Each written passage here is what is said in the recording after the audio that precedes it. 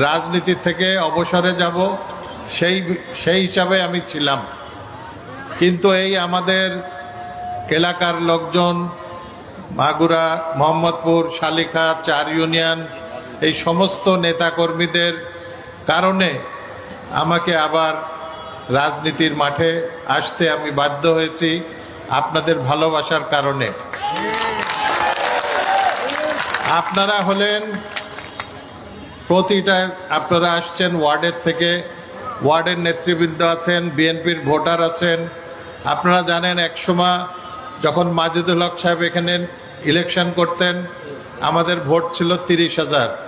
আমাদের প্রায় ওয়ার্ডে, প্রায় ইউনিয়নে আমাদের দল খুবই দুর্বল ছিল।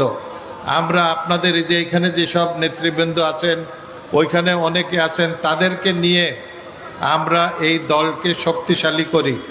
যে কারণে আজকে আমরা যেখানেই মিটিং দেই, আপনাদেরকে ডাক দেই, আপনারা হাজার হাজার মানুষ এসে আপনারা উপস্থিত হন। আপনারা হলেন দলের খুঁটি, দলের শক্তি। এই বিএনপির শক্তি আপনারা, বিএনপির খুঁটি আপনারা। আপনারা বিএনপিকে ধরে রাখছেন প্রতিটা জায়গায়। তো যেহেতু আপনাদেরকেই আমার অবর্তমানে আমার সাথে দল করার কারণে, এই যে এখানে যারা আছেন সব পুরনো, আমার আগের থেকে বিএনপির সাথে জড়িত, তাদেরকেও দলের কমিটিতে রাখে নাই। আমাদের মানে আমি কি বলবো, যে আমাদের নেতা একজন যেহেতু আমার সাথে দল করছেন বলে কোনো কমিটিতে রাখে নাই। যে কারণে এখন অবস্থা উনি বুঝতেছেন।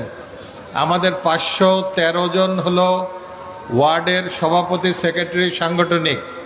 এই 513-র ভিতরে 501 জনই ওনার বিপক্ষে। তারা আমাদের কেন্দ্রে চিঠি দিছে যে ওনাকে এমপি দিলে ওনারা কাজ করতে পারবে না, ওনারা তাকে পাশ করানো কঠিন হবে। তো এই কারণে আপনাদের, যেহেতু আপনারা দলের খুঁটি, আপনাদের কোনো ক্ষতি হোক আমরা সেটা চাই না। যে কারণে আপনাদেরকে রক্ষা করার কারণেই আমি এই আপনাদের নেতৃবৃন্দের কথায় বাধ্য হই, একমত হই যে ঠিক আছে আমি নির্বাচন করব। ইনশাল্লাহ আমি আপনাদের পাশে থাকব, যে কোনো পরিস্থিতিতে আপনাদের